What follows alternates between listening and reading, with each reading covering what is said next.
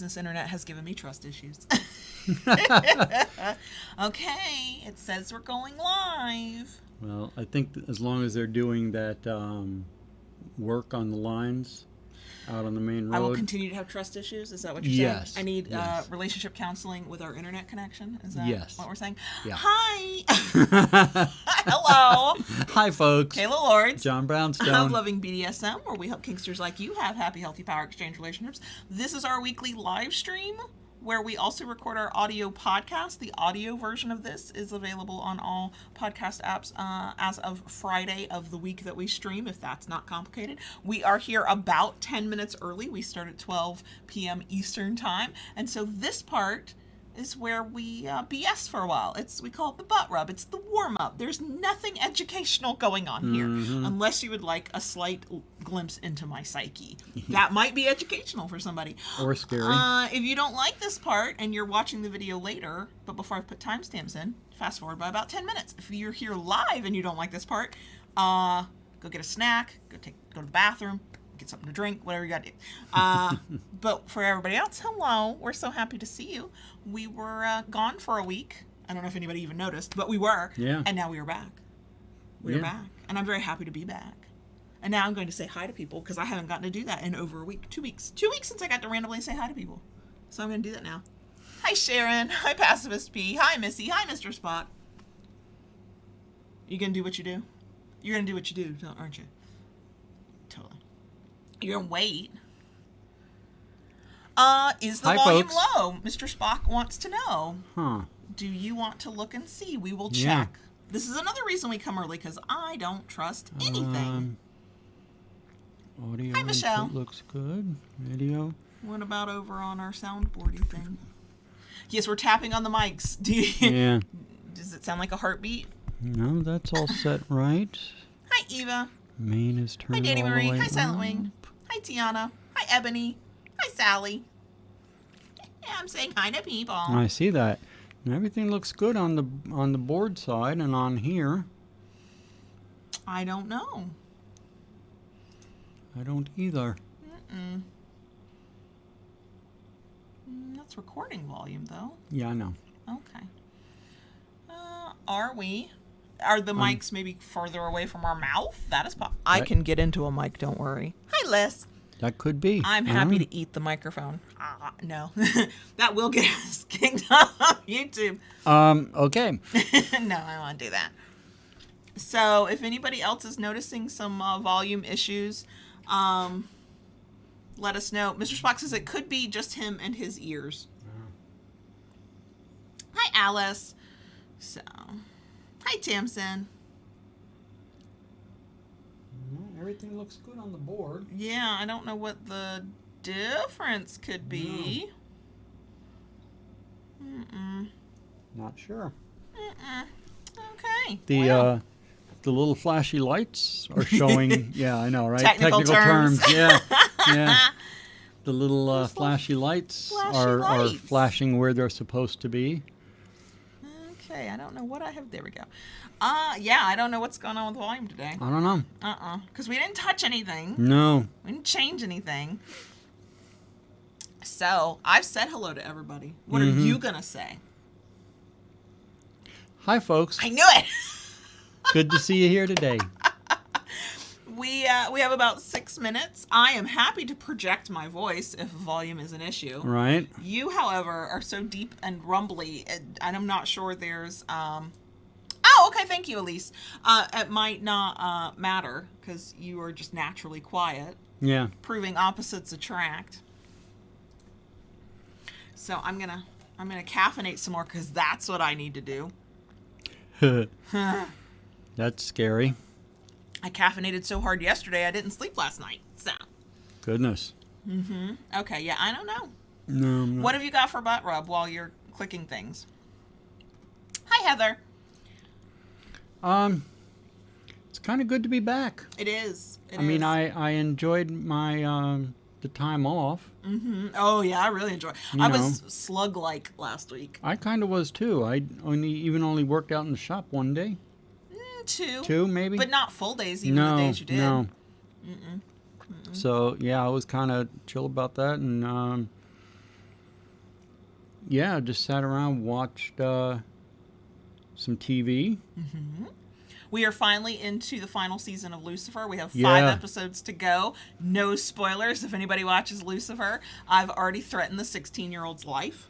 Like, no, there will be no spoilers, sweetie. He binge watched the whole thing in one day. Yeah, I mean, he did, like, the thing that part of me dreams of doing and part of me knows I'm not wired for this. He literally curled up in his bed, pulled the covers up to his chin, and just watched it until he was done. Yeah. It's like, what? I think. Yeah, I did that and spent some time playing Bee Swarm Simulator, Roblox. Of course you did. Yeah. And, yeah, it was kind of it. It was weird not to stream. I had prepped a whole bunch of stuff to go out during the week. We had a blog post. We had a podcast episode. We had a video. Yep. The only thing we didn't do was have the live stream and the big podcast episode for Friday on all the apps. But it was still nice. It was the least stressful break I've had since like working for myself. Because I didn't have any clients who were like, I know you're on break, but I don't have any of that anymore. I mean, there are things I miss about that, but that is not one of those things. So we have 3 minutes. The shirts today are our Keep It Kinky Y'all shirts. We do not have links for them. They were gifted to us. They are super cool and super cute. And now that I understand better how they're made, I will probably never make something like this because that just seems like a lot of work, but it is cool. Yeah, we've recorded 2 videos today. I think there might be a video out Friday and then another one out Monday because I don't know if anybody even cares or keeps up with this, but I mentioned a week or so ago that we have a lot of toy reviews to do, and so there might be weeks where it's like double the videos just to get through all the reviews. So I might get that done this week. So since we're here on YouTube for a live stream, there may be a video coming. Hi, Tishu. And yes, Silent Wing this Friday is the 3rd of the month. I'll mention that in the announcements, but we are doing our hangout, live stream hangout this Friday, 9:30 p.m. Eastern. So that is coming. Yeah. And we don't have anything planned for the day after, so we can just sleep in on Saturday, right? We can just sleep in on Saturday. I intend to sleep in on Saturday. You always do. Yeah, but just because you can't help but wake up at 6 a.m. does not mean I'm somehow slacking, okay? Sleeping till 8 a.m. does not make me a lazy ass. I never said it did. The implications are, hi, Lola. Lola snored her way through the videos we recorded this morning, so there was that. Yeah. My coffee tastes like chocolate milk. I'm here for it. I haven't tasted mine yet. What else? I think that's it. Anything else Ooh, we'll good. probably chat about. Yeah. It'll be in the bonus section at the end. But yeah, I'm tired. I didn't sleep well last night. Barely slept last night. But I was over caffeinated. I a couple times have thought to myself, does it really matter if I have caffeine after a certain point of the day? Because for years I never paid any attention. And then, a month ago, 6 weeks ago, I drastically reduced my caffeine intake. Not that I stopped drinking the things that taste yummy that usually have caffeine. I just drink the caffeine-free version. So I get like 1 coffee a day that has caffeine in it and everything else is decaf, which, yes, I know that still means there's a little bit of caffeine in it. But it's just a lot less. And then yesterday I had an iced coffee and a blonde espresso. That was in the morning. And then at 9 o'clock at night, 8:30, I had a Diet Coke, which is a little bit of caffeine. And I was wired for sound, y'all. I just laid in the bed, just not sleeping. I went, oh, okay, apparently lots of caffeine does affect me. That's real. That's really real. I can't do that anymore. Okay. So it is noon straight up, and we will start the stuff. Okay. Don't click buttons. I know, but I'm getting ready to. Look at you. Look at you. I love you. Girl. Look, if I am not being a Miss Sassy Pants, you would want to know what was wrong with me. But you know, just once in a while. No. Once in a while. You got your once in a while. That was last week. we're past that now. You're insufferable. I know, but you love me anyway. Okay. So, if at any point you enjoy this live stream / video and we don't run you off, we would love a thumbs up. If you like it enough to come back for more, because we do this weekly, and you haven't already, please consider subscribing. And once you subscribe, ring that notification bell to get updates of new content. Do what Daddy says. I personally don't. He does. We're a house divided. That's how it goes. And then if you want to help us keep doing this thing that we do and get access to the stuff you can't get anywhere else, because we do a special live stream each month, we do a special podcast each month, and we have a Discord server just for our Patreon members. You can join us on Patreon at patreon.com/KaylaLords. Link is in the description box. It is always in the description box. And then that is it, because everything else I'll say to everybody else.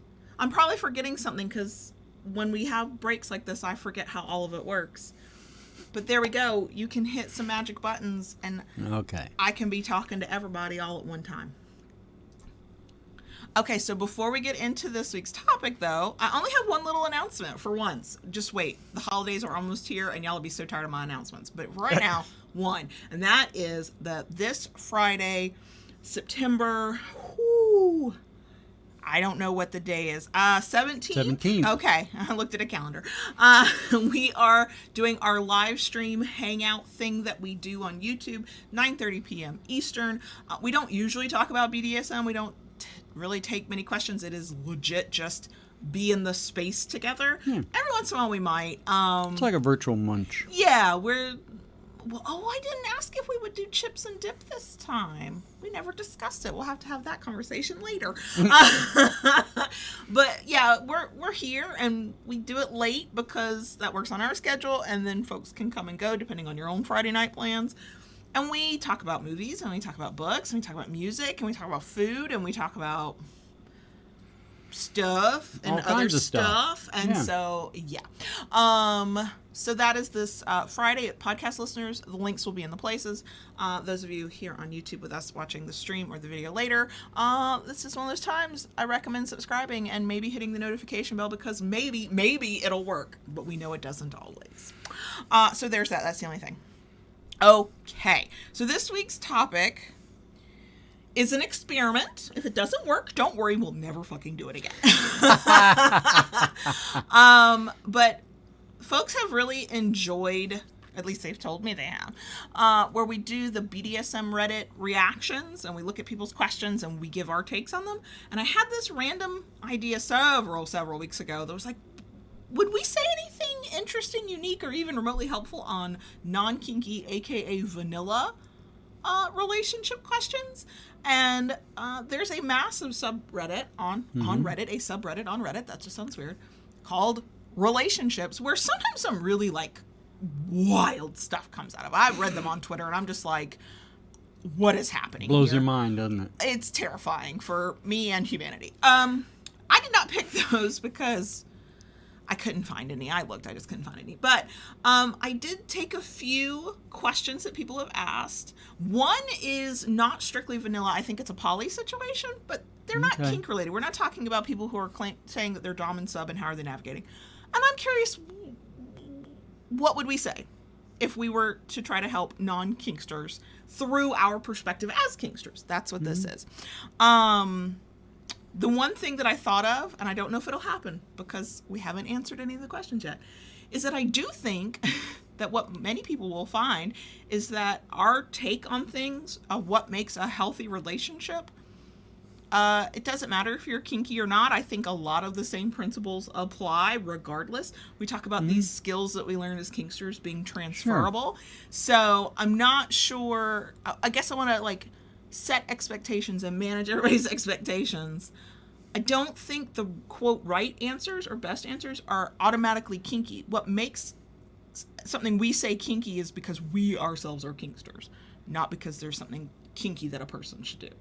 So now that I've built it up and then torn it down, and so your expectations are like underground, they're so low, let's get started.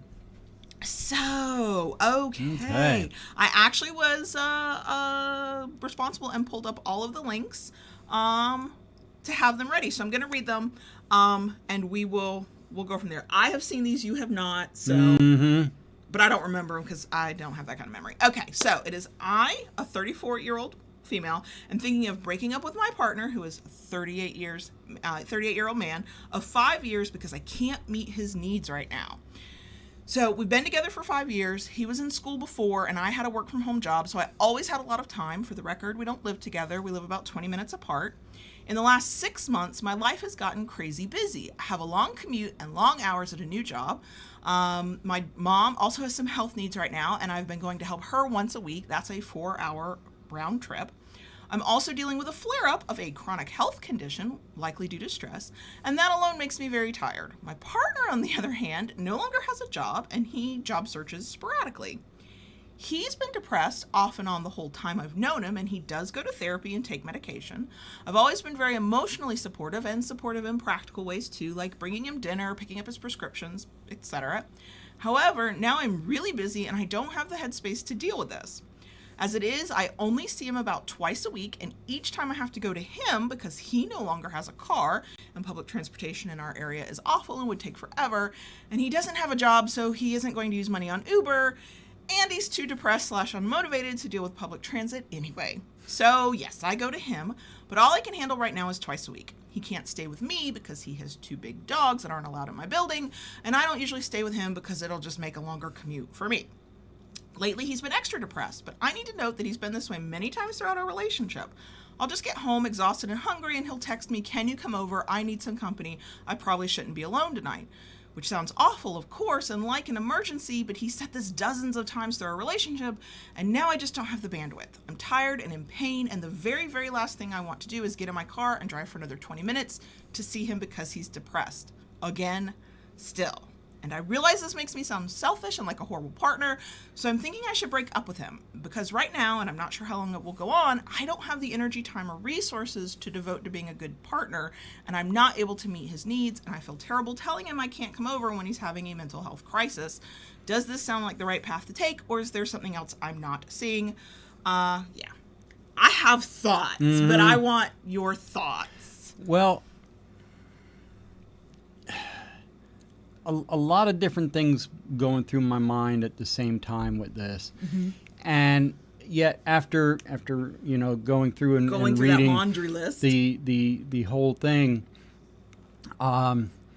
it's like I can kind of relate to what she's going through, because sometimes life sucks. Yeah, and there's sometimes a lot going on, and there's a lot going on, and. We talk about this in DS a lot. You have to have time for self-care. You got to take care of yourself on some level, yeah. You got to take care of yourself on some level, or you're not going to be able to do for anybody else. So I can kind of relate to that on that aspect. Yet... And I can't think of anything off the cuffs, but there's got to be some kind of better solution maybe. I mean, if every time life started throwing stuff at me, I'd be like, I can't do this, I can't do that for you, we have to break up. It's kind of extreme to an extent. I mean, we have gone through things before where we've had to say we need to kind of halt our DS. There's so much on the table, let's halt this aspect, and once things get on firmer ground, we can pick back up again.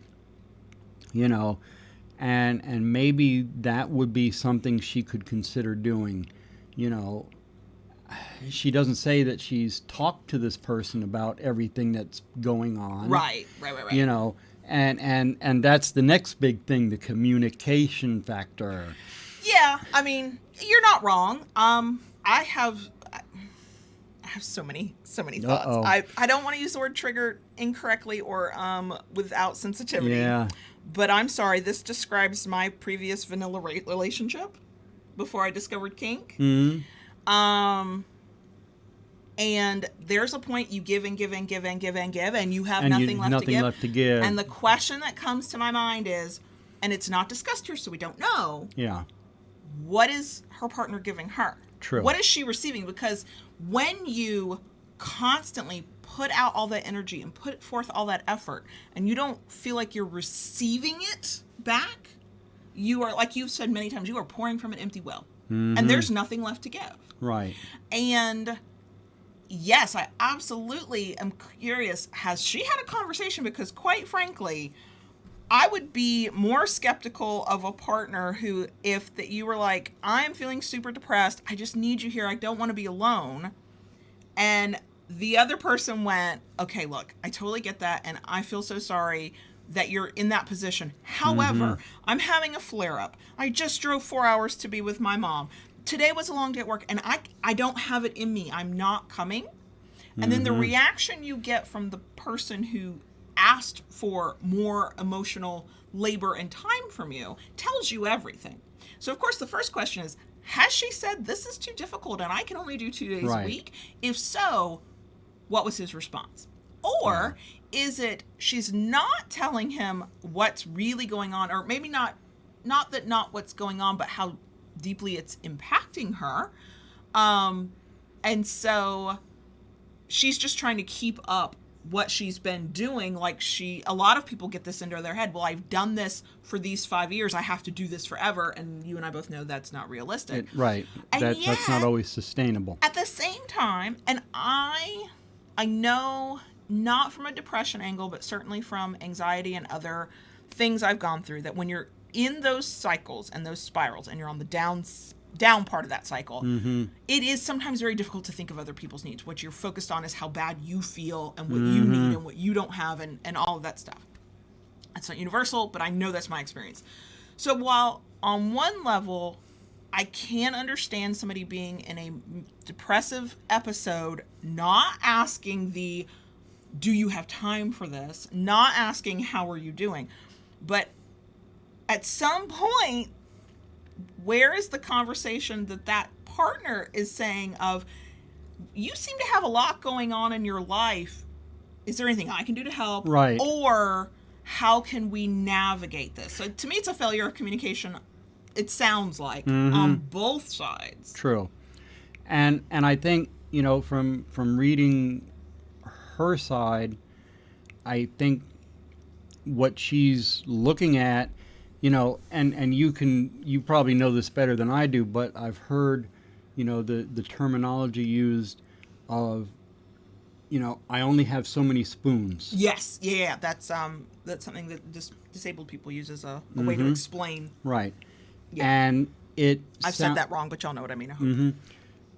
But it sounds like she's kind of reached her limits of spoons, and she kind of, needs something to give. And quite frankly, the fact that out of everything she's described here, she's got 2 days to give to that person, that's not fucking bad at all. No, it's not. Especially since her partner is so dependent on her being mobile and being able to come to him. Right. And quite frankly, if there's a conversation, because there's no indication that anything's been said, so because we know how relationships are, kinky or vanilla, let us assume there has not been. That's the first step, obviously. You have to talk about it.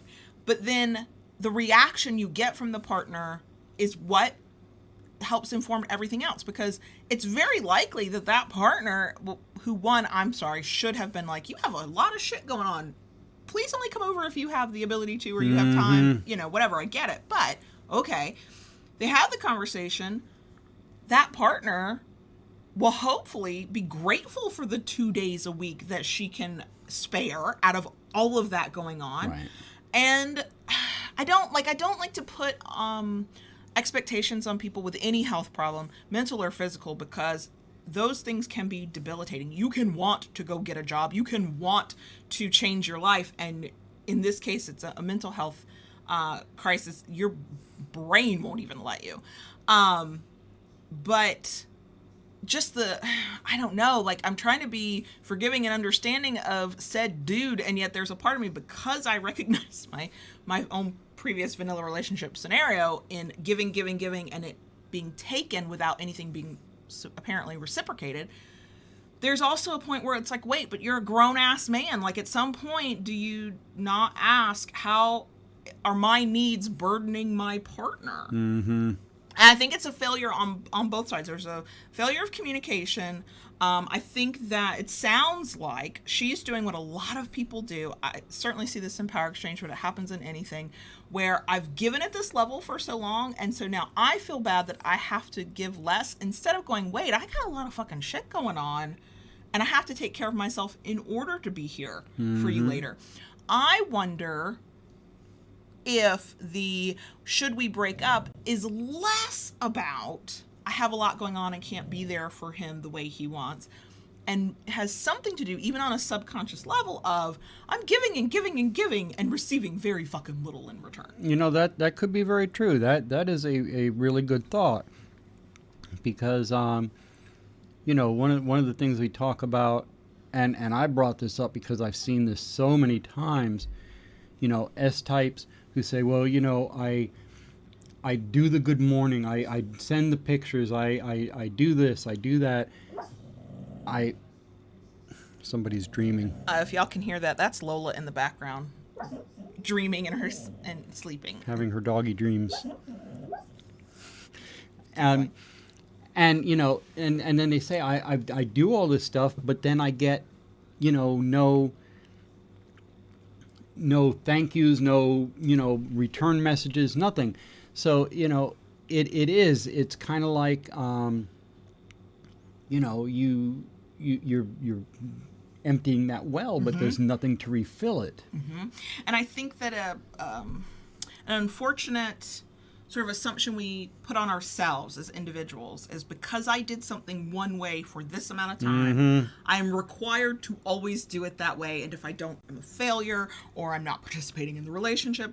And the fact of the matter is that things have to adjust based on your reality in a given moment. Like you mentioned at the top of this, we've, you know, had to put our DS on hold because what was going on in our lives we couldn't sustain that and deal with what was going on in our lives. It didn't end the relationship. No. It just slowed things down. And quite frankly, in this situation, I would say, okay, if you've had the communication, and if your partner gets it and is, you know, asking for what they need, which is commendable, but also understanding the fact that you can't give them what they need all the time, then that would be the solution of, we might have to slow down a little bit. I might only be able to see you once a week.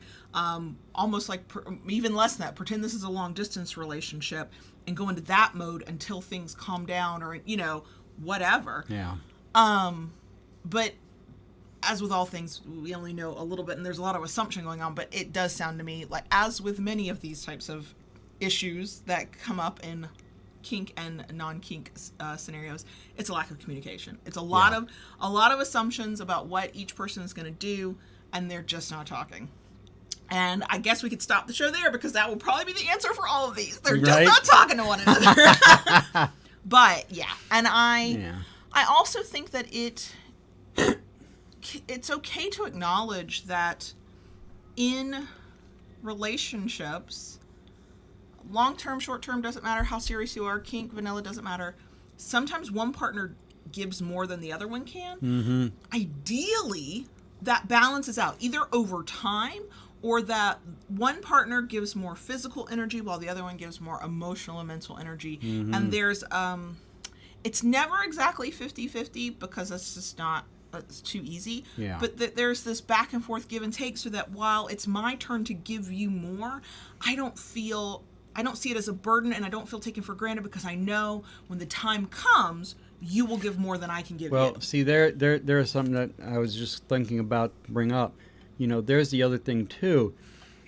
You know, no relationship ever runs level. You know, it's not a static thing. We have found in our own lives, no matter what is going on, it's a fluid thing. It shifts and changes.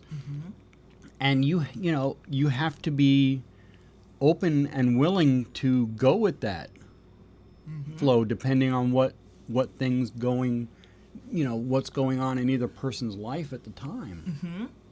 And it's all a part of growth. Yeah, absolutely.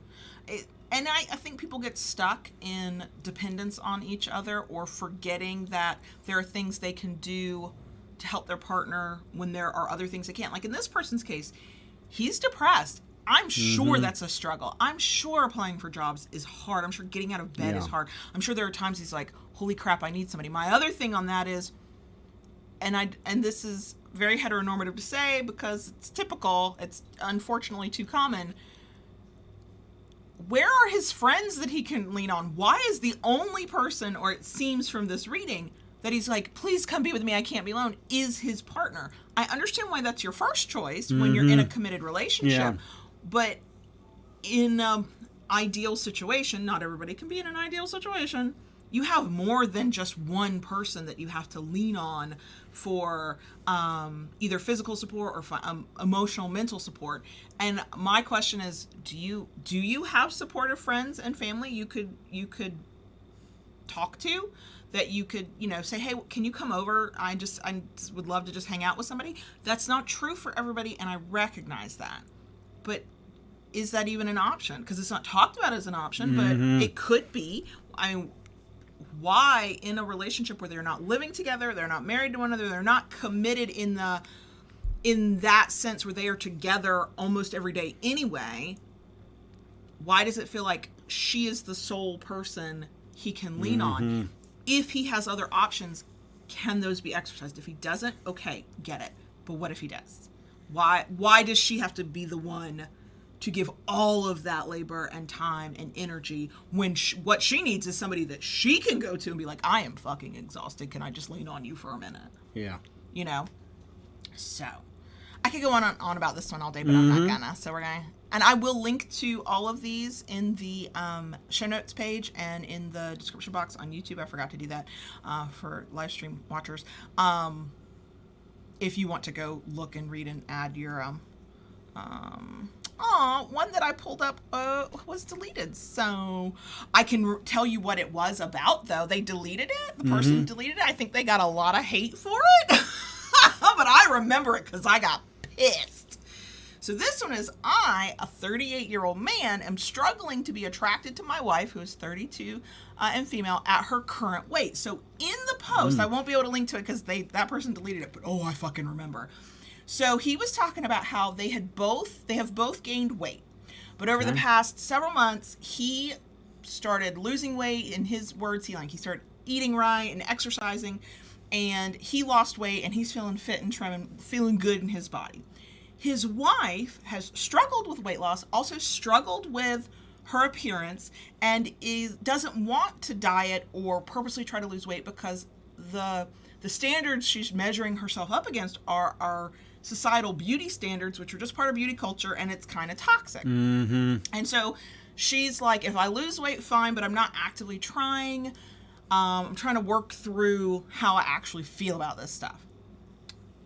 He decides, well, she's overweight and I'm not anymore. I'm no longer physically attracted to her, which that's valid. It's hard for him to want to have sex with her, is kind of what he said. But then he told her that was happening for him. And in his words, I remember this, he was like, I was a little too blunt, and I might have come across as a little bit rude, and I feel bad about that, but I did mean it, that I'm not really physically attracted to her anymore, and it's really hard to have sex with her, and it would be easier to have sex with her and want to have sex with her if she would just do the work and lose some weight. Wow. I'm sorry. I hope he has deleted this post because she found herself a good fucking divorce attorney. Here's the thing. You can be attracted to who you want, who you don't want. How your body and mind respond to physical attraction there's a lot there, but in general, like, that's a little bit like not always a conscious decision. You are physically attracted to who you're physically attracted to. However, what is it you think of your wife that you just blurted it the fuck out without even thinking about how you would say it and how she might feel? And again, I'm going off of memory, but I remember because it pissed me off. And basically demanding that if she would like to have you have sex with her again, she should lose some fucking weight. I hope she got a good divorce attorney, is what I'm saying. Yeah, that's harsh. I mean, I would hope, that... Oh, how do I... It makes me upset because, I mean, and I know not everybody is this way, but to me, it's more of what the person is like inside. Sure. Yeah. Who the person is, their moral compass, their empathy, their, things like that. And I wonder if he had, because he has just lost weight. It's been in the past couple of months. He's feeling himself in a way. Probably, I mean, I think about the last time, not this past time, but the time before when you lost a ton of weight. You were like, I mean, it was a little bit of a strut and peacock thing going. And more power to you. I think you're allowed to do that if you are happy with the way your body has shifted and changed.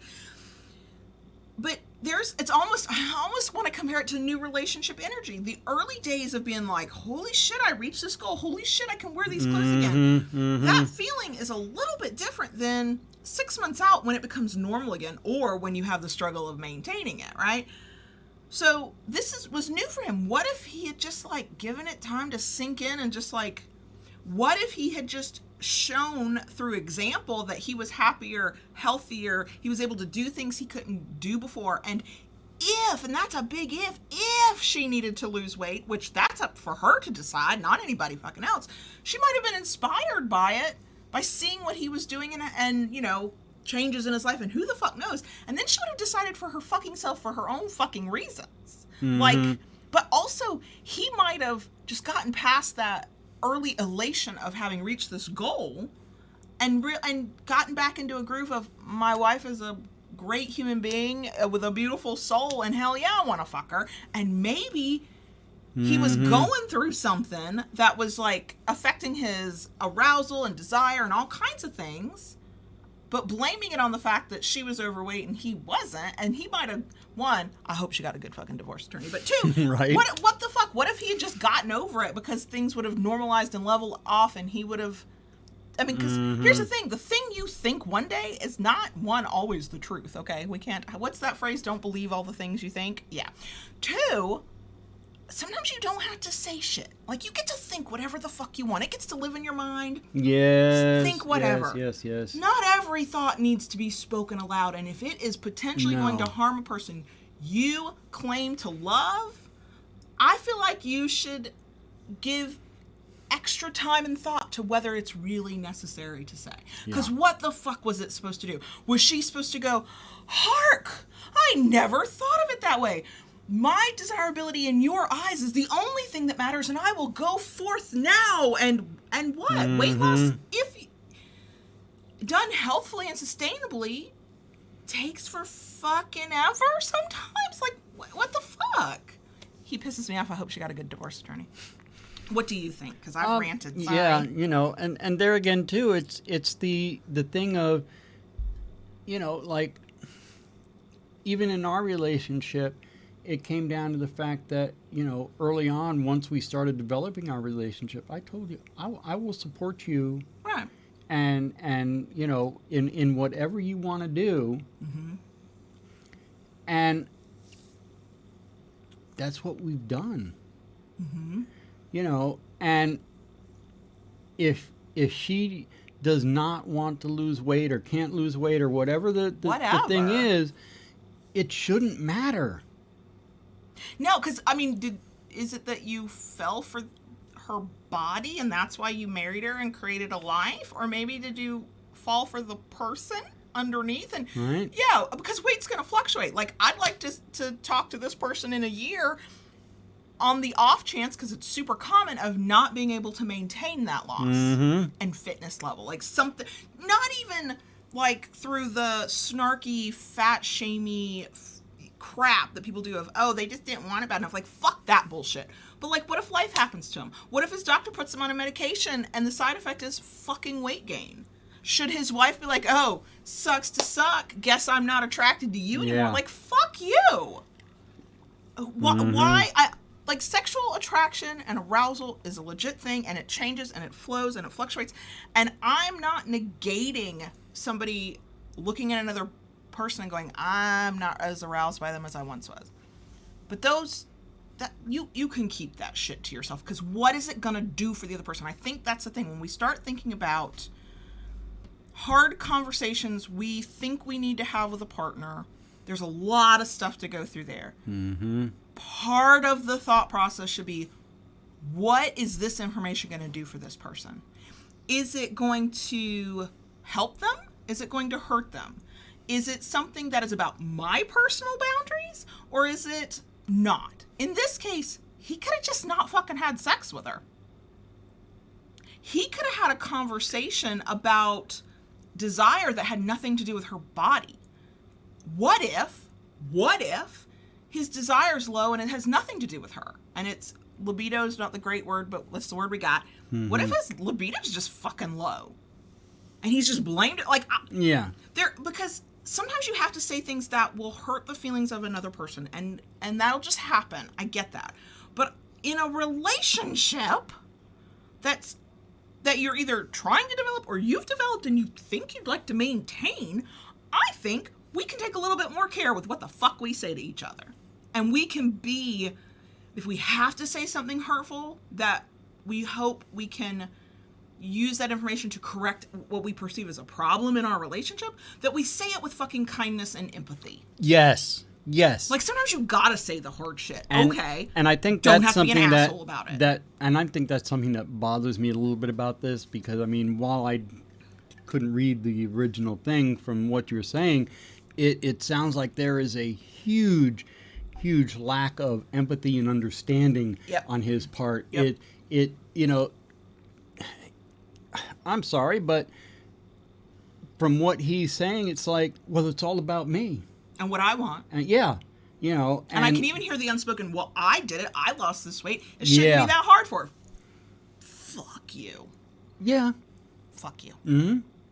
I hope she leaves you.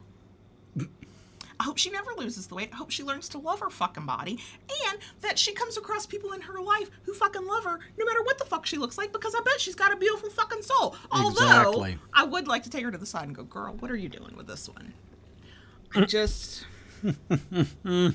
What are you doing with this one?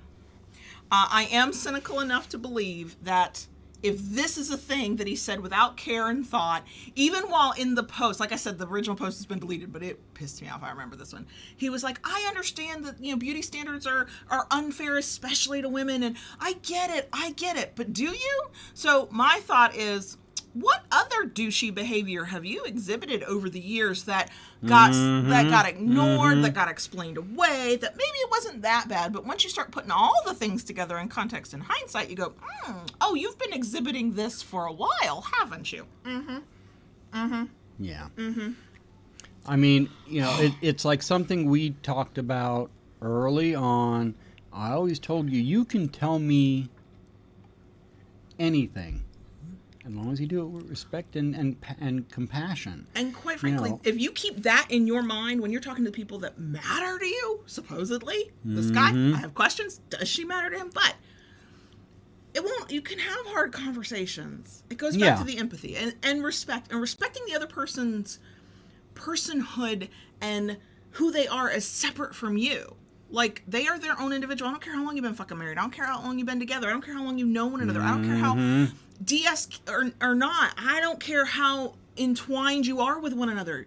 They are their own separate person with their own separate stuff, and we have to be able to respect that. And if we can't, what the fuck are we doing? But especially in a long-term relationship, what the hell? I've got to get off this one. I'm gonna get off this one. I'm very annoyed. Okay. All right.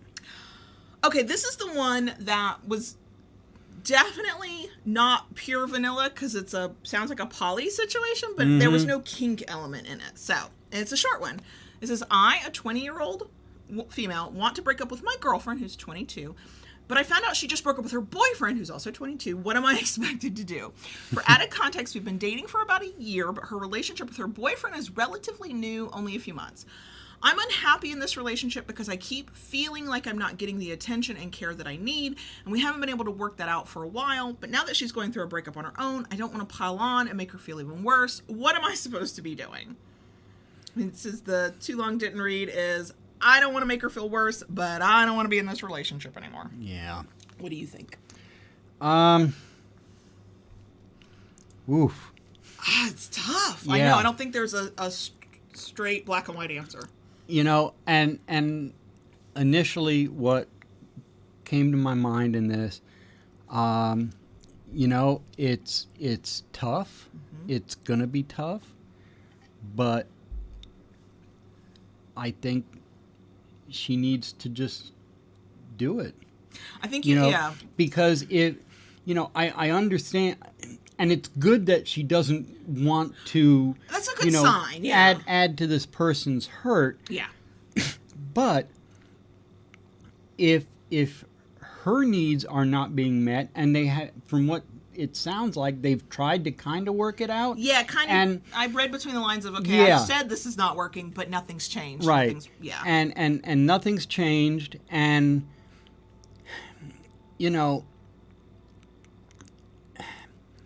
if she stays mm-hmm. because she doesn't want to add hurt on top of hurt, right, that could be a recipe for some worse. It's. There could be the possibility of resentment being built, and I think if she stays in a relationship she doesn't want to be in, mm-hmm. to be quote nice, so not to double up the partner's heartbreak. Yeah. That's a very kind motivation to have. Sure. The thing I would say to look at is, but what is it going to do to you? Because while it is amazing that you're a type of person who doesn't want to hurt somebody else, mm-hmm. even if you are not interested in being with them anymore, you cared about them at one point, you still care about them as a human being, you don't want to cause extra added pain. But at the same time, what does this do to you? Why is it that you can protect everybody else from pain, but not yourself? Why is it that you can hold space for them, but not yourself? So, I think it goes back to what the last situation scenario did not have, which is having a hard conversation with empathy, mm-hmm. with respect, with kindness, and laying it out of, these are the things that have been lacking in our relationship. These are the conversations we had and nothing changed. And I don't want to be in this relationship anymore because it's making me feel worse. It's hindering me in some way. You might even leave that part out, but to just lay it out there. If there was an inkling of maybe I would be willing to try again, then if they're not already there and being violated, hopefully mm-hmm. not, then that's the time to impose really strict boundaries of, in order for this relationship to work for me and for it to fulfill the needs I have, these are the things I need from you, and can you give those things to me? Do I think that the breakup should happen on the same day? Like, boyfriend dumped her, let's say, or she dumped boyfriend, mm-hmm. and then 10 minutes after you find out, you call and go, by the way, I'm dumping you too. No. No. I feel like timing is everything. Yes. But I think that, there will be a point where she will calm down a little bit. It will be a little less raw and difficult, and you can have that conversation. While there are people who clearly live in denial and become oblivious to things around them, I think many of us sense these things. And I believe that because we tend to get scared and try and hold on even harder to something that we think we're about to lose, which does not help if you're the one trying to get your ass out of it. And so I would, it might not even come as that big of a shock to her. But I think, mm-hmm. You don't do it on the same day that one breakup occurred to then break up with them again, so they're dealing with a double whammy. I would not ever recommend that. But I wouldn't just wait. I mean, wait until what? Like, what? Are you waiting until she's happy again and finds a new partner, and then you break up with her? Well, what if that's months? What if that's years? Right. And again, why would you put yourself through that? You are unhappy in a relationship, and you deserve to not be with a partner you don't want to be with, and to find a relationship that works for you. I think it goes back to have the conversation with empathy and kindness and respect. And this person is gonna have to figure it out and work through their own feelings themselves. Now, if you are connected in a friend group, make sure they have a support system if you can. Not build it for them. That's their responsibility. But like after it happens, when you know it's rough for them, maybe reach out to a mutual friend and go, hey, this just happened. Can you check on them? Can you make sure they're okay? Remind them of friends that they have that maybe they can lean on and talk to. Many of us tell a best friend before we break up with somebody if that best friend is, one, trustworthy and reliable, and two, knows the person or the friend group and can be that there's a word, the person in the middle to help like make sure that person has support. Great. But ultimately we are responsible for our own feelings and reactions, and it sucks that she might go through a double breakup, 2 breakups very close together, but that's also not your responsibility either. Yeah. And that's tough when we care about a person. We don't want them to hurt. We don't want to be the cause of their pain. But if we're unhappy in a situation, we also don't have to, break ourselves on the rocks of our own misery to keep somebody else from feeling pain that they can hopefully get through and work through and come out on the other side a different person. Yeah. So... okay. Do you have anything else you want to say about that one? I think that's good. This one got deleted too. What the hell? Wow. But I remember this one too because I felt really sad for this girl. I don't know. I can't remember all the genders and ages of everybody involved. So it's basically, my boyfriend is a genius and I feel inadequate. And in the post, they said that their partner is like, I don't know if they're young enough that they're still in college, but they're like super smart and they study all of these like intellectual kind of topics and they talk about that stuff all the time. And this person is like, I can't even begin to relate to this stuff. I have nothing to add. And when we're in those topics of conversation, I feel like I'm boring or like I'm saying basic stuff like that would not be of any interest to this person because they know all the details and they know all the particulars. And so I feel inadequate and I feel less than, and I think I should just leave this relationship because what could I possibly add? Because they're super smart and I don't think I am super smart. And so they're going to talk about all these smart people things that I can't add to that conversation. And I do remember they were young. At least one of the people involved is 20. And so if you yourself are 20, no, I'm not your mother, but to me, I could be your mother, and that's how I think of you. You were like my child. Okay. So my immediate reaction was, oh, you poor thing. Somebody needs to give you a hug and also explain how these things work, because I feel like there's a little bit of an age thing there. A little bit. Yeah. But partner's genius and says all these genius things, and I am not, and I feel inadequate. What do you think about that? Oof. I kind of think it's a little bit of a non-issue, so to speak, because it's like, I know when you start, especially if you start talking about real estate, which I don't do a lot. You don't do a lot of anymore. No, but it's not a common topic right my eyes glaze the fuck over. Glaze over and my jaw drops and, the tongue rolls out and it's like... Likewise, when you start talking about computer networking, I'm like, exactly. Oh, Jesus Christ. Exactly. So it's kind of like, well, okay, you've got your thing, I've got my thing. And we all have things that I want to be careful with the word intelligent or smart because, that's way more subjective than we realize it is. We all have things we know about that another person will not know about. This person in this situation knows about things that are considered academic or highly technical. That's the part I don't remember now that post got deleted. But there's some level of that feels out of the other person's realm of experience, knowledge, and ability to learn, or even just desire to learn. People know shit you don't know. Right. That does not make you stupid. You know shit other people don't know. It might not be topics that they care that much about, but that's okay. They don't have to. In a healthy relationship, I my eyes might glaze over when you talk about tools, okay? We've seen it happen. If you've Yes. watched a video, you know it's happened. Yeah. That doesn't mean that, one, I want you to stop talking about them. I'm actually proud and happy for you that you have an interest and you have a knowledge and you strive to learn more and you want to share your knowledge.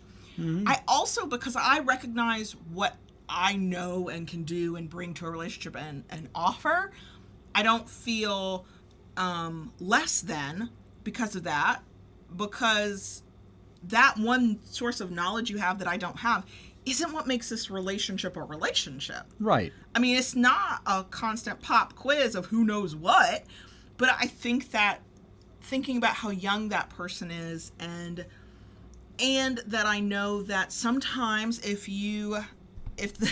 the school system has failed you and has told you that only smart people, air quotes are in that word, know certain things, and anybody who doesn't know those things just isn't smart, or maybe you didn't get good grades in school, or maybe you have a learning disability, or who knows, something has gotten into your head that to be, quote, smart, you need to know certain topics or be able to explain things a certain way or to, express yourself a certain way, and if you can't do that, then you think you are not smart.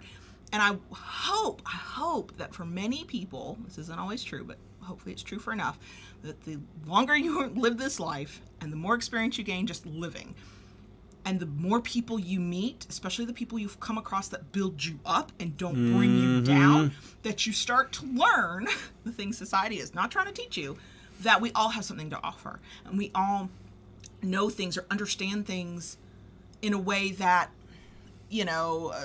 society might deem smart or intelligent. I say this as somebody who was the, quote, put air quotes on this, the gifted kid, it's not my favorite word, but there we go, gifted kid, who got straight A's, who excelled at school without a lot of trying.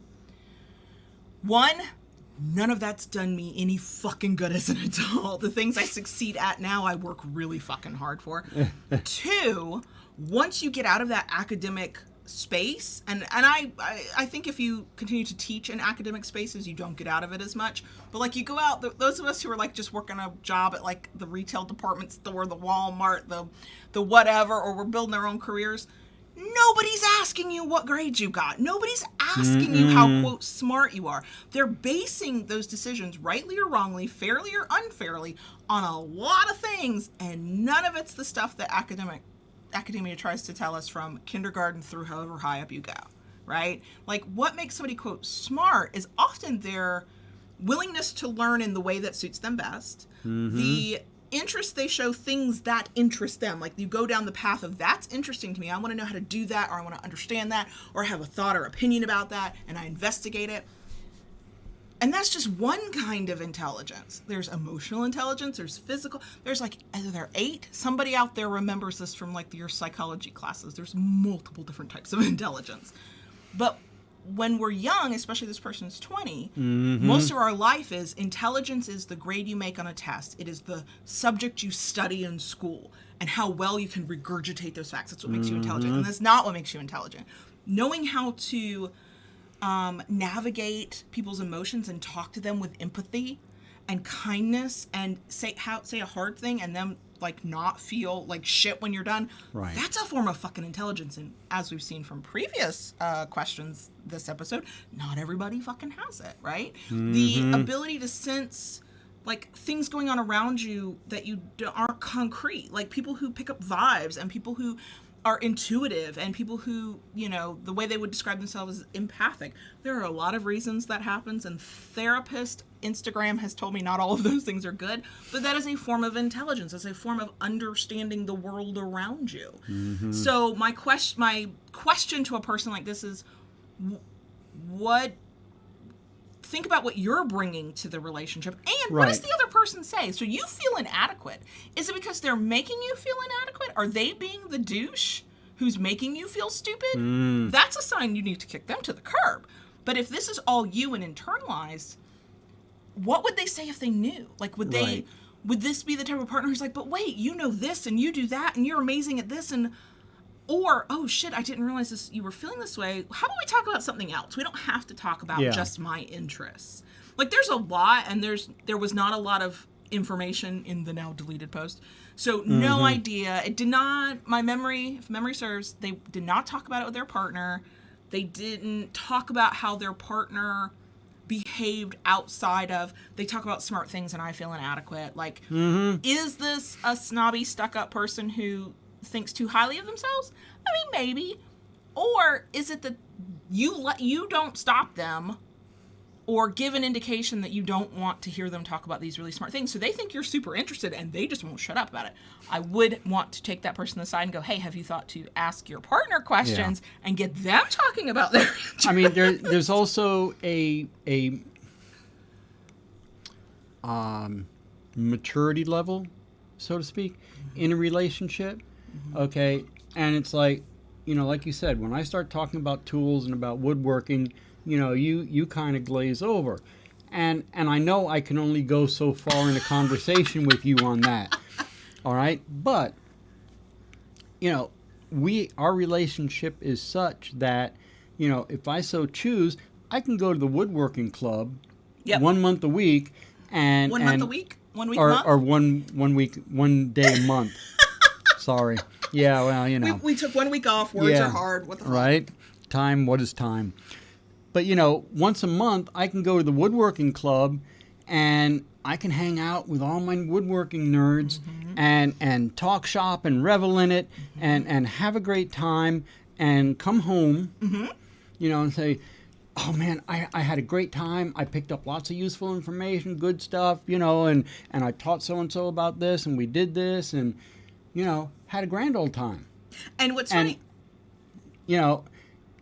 I didn't drag you along because I know that's not your thing. Don't want to go, not gonna go. And I'm confident enough at my point in life now, I'll tell you, I don't want to fucking go. Right? I don't want to go. But it's no different than, you going to a stitching Oh God, I spent a whole convention. weekend at a cross-stitch convention. Yeah. Right? You would not have wanted to go to that. I love you. I think what you do is totally amazing when it comes to your cross stitching. It's beautiful, but I love you so much. But no, and I wouldn't ask you to. Yeah, because I know you don't enjoy it. Part of that is what goes back to when I think of this particular scenario is, has it been mentioned to this partner that there are other things to talk about, or have they just kind of sucked up all the oxygen in the room and are oblivious to the fact that they're not giving their partner a chance to speak, or is their partner so, I don't know if intimidated is the right word, but feeling so inadequate that they don't even bring up their own topics of interest to have their part in the conversation, because conversation is a give and take. I say this as somebody who, as we all know, talks a lot, that sometimes you have to be told in not always nice terms to shut the fuck up and let the other person talk. Like, it's a skill that you have to develop like anything else. And when you are a naturally exuberant person who wants to share the things you're passionate about, you can forget that you gotta let other people do it. And again, that's something you tend to have to learn. And sometimes it's because somebody said something that hurt your feelings, but you learned a lesson. Yeah. So there's part of that too. And on the same note, as has been pointed out in today's chat, you are a very passionate person, and Nobody noticed. You are. I've kept it very subtle. There was a comment even made that your passion could fill an ocean. I feel more alive when I get pissed off like that. And I agree with that. But that is also why there are times when this lovely, passionate person that I live with and work with gets overly exuberant. I have to be brought down. Which is why I even have a very specific safe word. I have a safe word. I'm just talking too much. That when she gets going too much, and she can get going too much. It can be overwhelming. I recognize it. I can use this word, and she's like, oh, I've gone a little too far. Oops. Now, do my feelings still get hurt? Do I feel like I have, there's more I want to say and I can't and it bothers me? Yes. That's my issue to deal with. It's a clearly stated boundary. I agreed to it. And I also, when I'm past that point of my feelings being hurt, I'm like, oh yeah. I don't think I came up for air in that 10-minute rant. yes, I do rant when the cameras and microphones are not on. The thing is, though, when you go off and do your woodworking thing and talk, like, you're going to go buy wood from the sawmill this week, and you're going to go without me, so that if you want to talk for 2 fucking hours about wood, have at it. I don't care. Just like when I went off to a cross-stitch convention, or if I go do a this or that, which I don't. Have y'all, fun. we know Have fun. Knock yourself out. I'm happy for you that you are doing something you love. And I'm happy for you when you come home and you're excited about it. And because you went off and did all of the technical aspects of that, I actually have a little bit more bandwidth to go, tell me a little bit about it. Yeah. You know, because I'm going to get the highlights. I'm going to get the stuff that stuck with you the most. I'm not going to hear about the technical aspect. I'm going to hear about other parts of it. Right. And I think that's a sign, and again, no universals here, but I think that's a sign in a relatively healthy, relatively stable relationship where what the other person knows and doesn't know can be completely like out of line with one another. And it's okay because we let each other go have that time to nerd the fuck out. And then we come back together, and what we enjoy about each other and what we're happy about is that you got the opportunity to nerd out sometimes without me. That's really what I'm enjoying, that I didn't have to be there. Because there's more to our relationship than the knowledge we have on specific topics. The things that make people compatible most of the time have nothing to do with your knowledge base of any topic you can think of, right? Like, how you express your knowledge, that can be a point of compatibility. How you like to spend your time and can figure and navigate that if the other person does not like to spend their time that way, that's a point of compatibility. But it's how you navigate the differences you have that make for a better relationship. Not that you're at the exact same intelligent level, whatever the fuck that's supposed to mean. Not that you do the exact same things, you like the exact same things, or you think the exact same way, or you talk the exact... Like, that for some people, yeah, but I think that's more rare than we realize. Every decent relationship I've ever seen, whether it's, you know, sexual, romantic, platonic, just people relating to people, is how you get to come together as you have your individual selves, and what that turns into when you are together, how you share time and space together, how you talk to one another, how you feel for the other person's successes, and how you feel when things have gone wrong for them, and how you handle that. Like the guy who decided to tell his wife she should drop some weight so he would want to fuck her again, he's not navigating those differences very well, okay? Right, He's just not. The girl who's afraid to break up with a partner that she doesn't want to be with anymore because she doesn't want to hurt her is causing herself more problems. You know, it's at her expense to take care of somebody else. But that means that had they been a little bit more compatible on other levels, they probably would have had a really solid relationship, because being in a good relationship is about caring about the other person. So then in this situation, I would want to know, is that partner who's doing all this academic conversating and making the other person feel inadequate? They're not making them feel anything, but, you know, contributing to that. Are they shutting up long enough to ask questions of their partner and get them talking about what they're interested in? Are they encouraging that? Are they saying, you know, no, I've done all the talking. If you don't want to talk about what you're working on, that's cool, but I don't want to. Let's talk about something else. Let's talk about what we can do together. Like, is that the problem? Is this person not giving as much as they're taking? Or is the person who is feeling inadequate, feeling so inadequate that they're not even advocating for themselves? They're not speaking up and going, I have things I'd like to share, or this makes me feel a way, and that's not really like your fault or your problem, but I gotta work on it. I gotta deal with it. Can we talk about something else? And quite frankly, relationships are about the stuff you do together more than the stuff you do apart, as long as the relationship is honest and respectful and all that good stuff. Sure. So, like, if all they're doing is talking about the air quotes are the smart person's interests, I mean, there's a failing on a lot of levels there. Also, I would be fucking bored. And I say this as somebody who talks all the fucking time, okay? Time has taught me, one, sometimes I do shut up, and two, to ask questions and to focus on our shared stuff. And yeah, we talk about our individual stuff. Obviously we do. Sure. But the focus for us is on what we share together. Right. And so then for us, there's no room for it feeling inadequate because, I don't know, I'm not saying it very well. I hope the meaning is getting across. And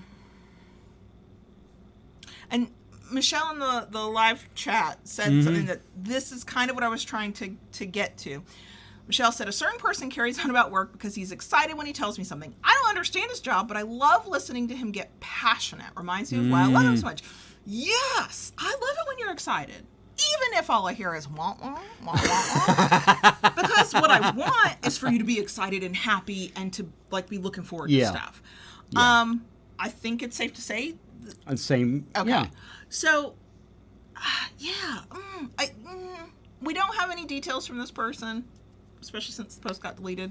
There's so many issues it could be. It could be an age thing. It could be a partner who doesn't know how to shut the fuck up and let somebody else talk. It could just be all the societal lessons we've gotten about what intelligence means and where intelligence comes from and what, quote, counts as intelligence. And that's, like a lot of things, that's hard to unlearn. That's really hard to unlearn. As the former straight A, air quote, gifted kid, whatever the fuck that means, that badge of honor, if you felt it was a badge of honor for the first 18 to 22 years of your life, turns into hard fucking reality when you get out into like the workforce and nobody fucking cares. And there is no fucking gold star and nobody really gives a shit how great you are at a thing or how well you pick up on a thing, except when you're like me and got into some shitty jobs, and most of us do, they're happy to take advantage of it. So while there are some definite benefits to knowing how to study and to knowing how to excel and to knowing how to work hard,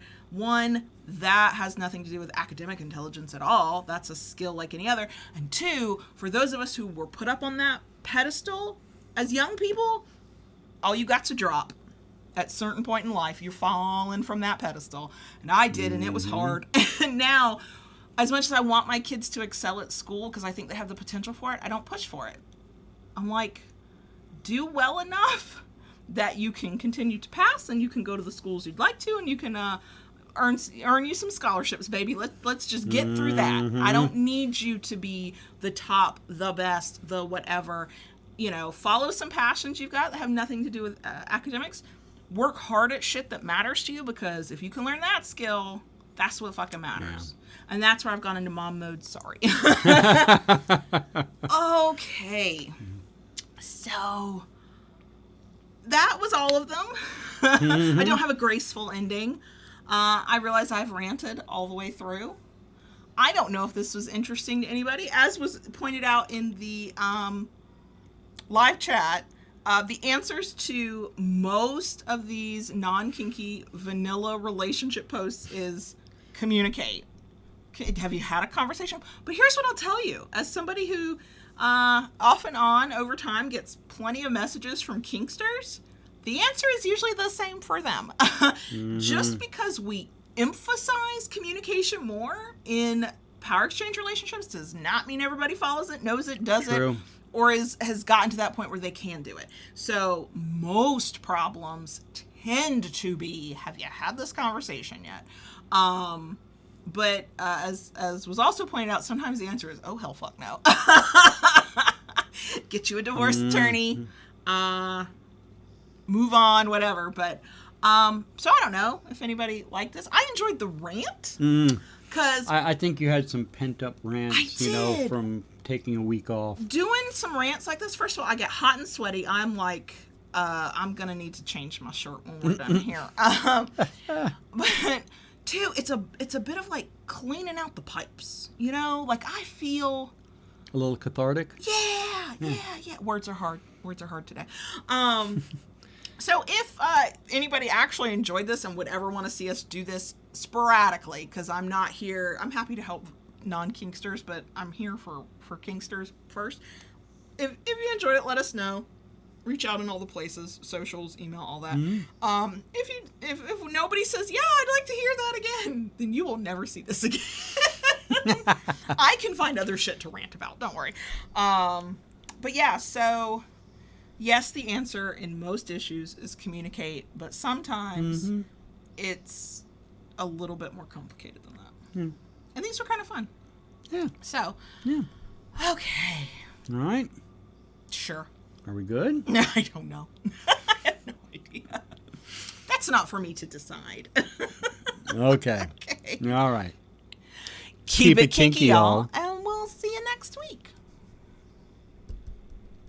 Dottie. Yes, baby girl. Can I talk to the crickets? It's been over a week. I miss them so much. I want to talk to the crickets. That's, it's been over a Please week, and thank and you. you've survived without talking to any crickets. You've been- witnessed for the past hour and a half, really what you would call survival. This is what happens. I'm just saying. Go ahead, girl. Talk to the crickets. Thank you. We were gone, and now we're back. Yes. We were lumps on the couch. Yeah. I did some stitching, cross did. stitch. I did some quilting stuff. I did some reading. I put together a new business idea. You didn't just put it together. I know, I've got supplies going. I'm still not ready to talk about it yet. Okay. People who follow, like, my not kinky stuff, they know. We'll get there, don't worry. I do feel... Maybe Friday night. Maybe Friday night. Well, can I have chips and dip at our Friday night hangout? We went grocery shopping and I forgot all about it, so I didn't plan properly. French onion dip? Ruffles? Even if they're the generic or the Wise or whatever? We'll talk about it. No caffeine, though. That is the one. No. That is the one lesson I learned. No definitely caffeine. I did not sleep well last night because of too much caffeine. I am glad to be back. I'm glad we took the time off.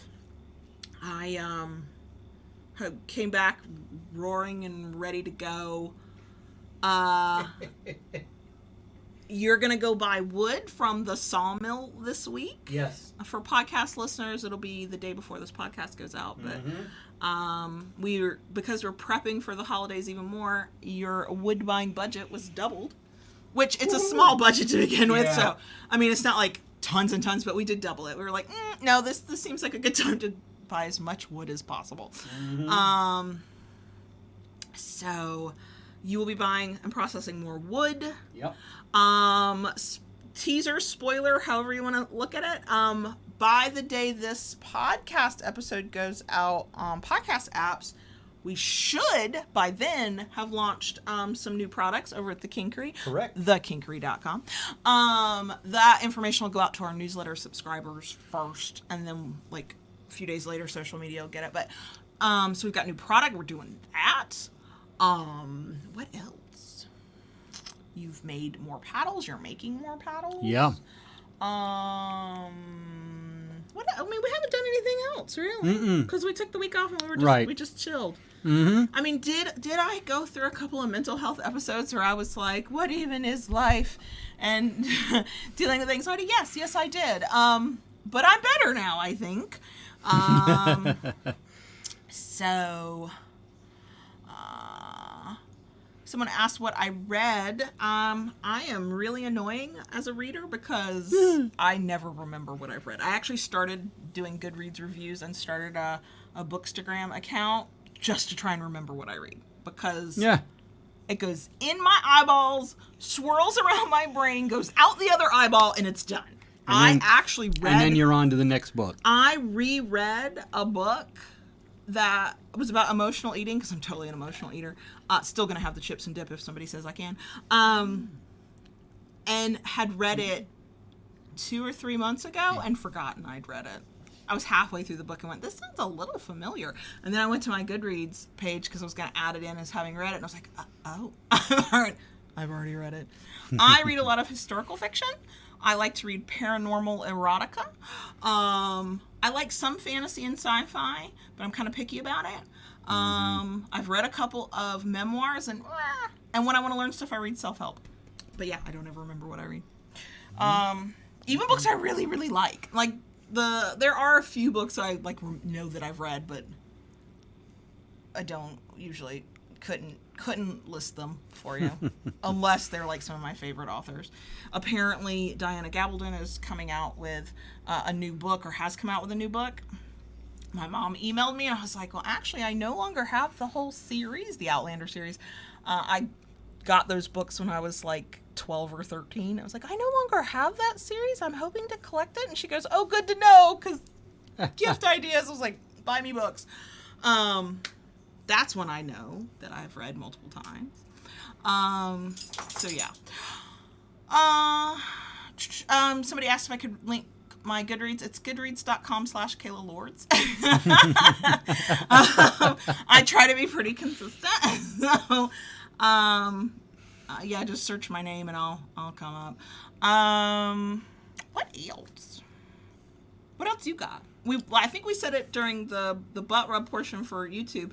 We are in season 6 of Lucifer. Yes, halfway through season 6 of Lucifer. In enjoying it. Yes. For its deviance from the series, so to speak.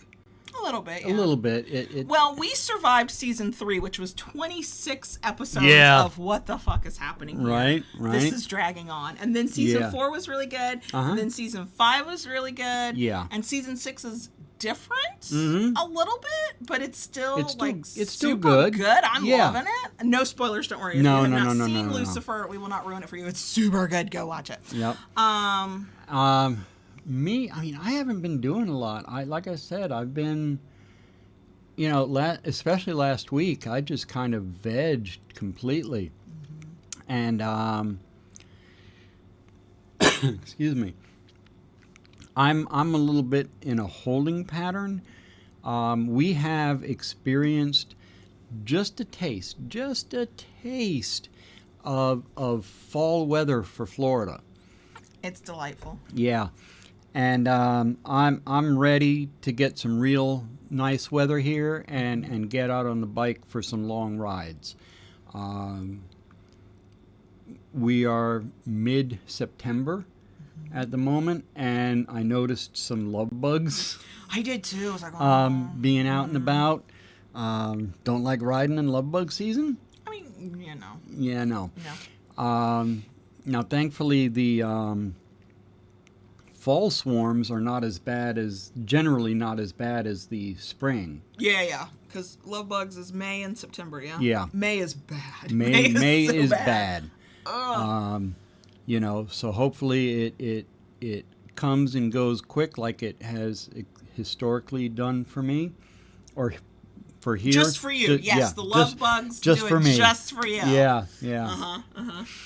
But hopefully they stick to their past patterns and they come and go quickly this fall, and we get some decent weather, because I am ready to get out and do some serious riding on the bikes and enjoy that. I'm just ready for the humidity to go down, which is what's actually been happening. The temperatures have been fine. It's still upper 80s. That's not too bad. But the humidity has gone down, so it's like almost pleasant. Yeah. Almost. Yeah. So, yeah, we only had to have the fan on a little bit for this week's episode. So, yes, if you heard the hum, we know. It's so we don't melt. I'm just here.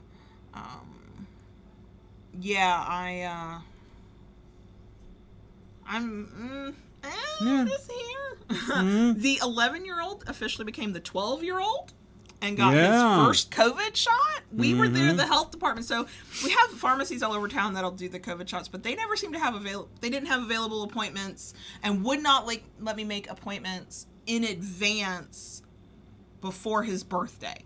So the best way on his 12th birthday to go get him his shot was to go to the health department. Health department opens for COVID vaccines at 8 a.m. We were there at 8:10. And we were the second people. Yep. And I looked like a parent who was like proudly dropping her child off at some like big like new school, college, whatever. Like I'm beaming. I'm like, look at this lady poke you in the arm with a needle. Happy birthday. It was great. Yep. It was great.